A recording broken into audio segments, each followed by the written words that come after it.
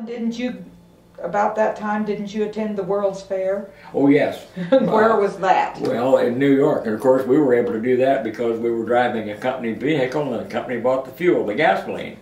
So we were able to, we attended the World's Fair. A little interesting thing about that, we knew when we left Ottawa that spring that it was going to wind up at New York City, and we knew the World Fair was going on, so we were going to go.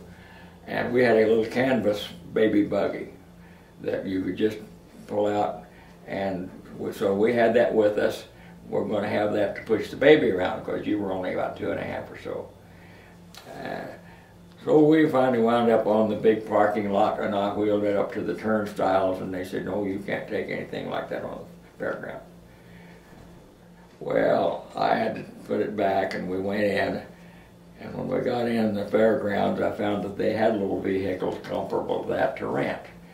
Well, I am just human enough and bullheaded enough that I thought, heck with them, I'm not going to rent their vehicle, which I should have, because we would carry Georgia. And you know, even a small child gets heavy when you carry them all the time. We would carry her, we'd get tired and sit down on a bench. And of course, at the World's Fair, there was constant music playing everywhere. Georgia would get up and dance, sing to the music, because she sang almost before she could talk. And I know I used to say, well, I feel like spanking the little rascal, because she wouldn't be tired. But we saw a lot of things. They had displays. The Lucky Strike people even built a factory there, and they made cigarettes right there.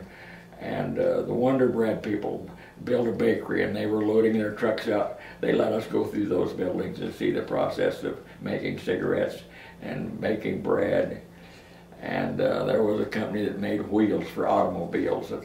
And oh yes, and dial telephones were kind of a new thing at that time. And they had a display, and they would have people, they'd get a little group together, and we had a guy explaining how the dial machine worked, and they had the mechanism there, and they handed a phone to one lady and said, now will you dial number so-and-so, and when she did, the phone over here rang, and they had someone answer, so that we sort of felt like we were learning some things about dial telephones.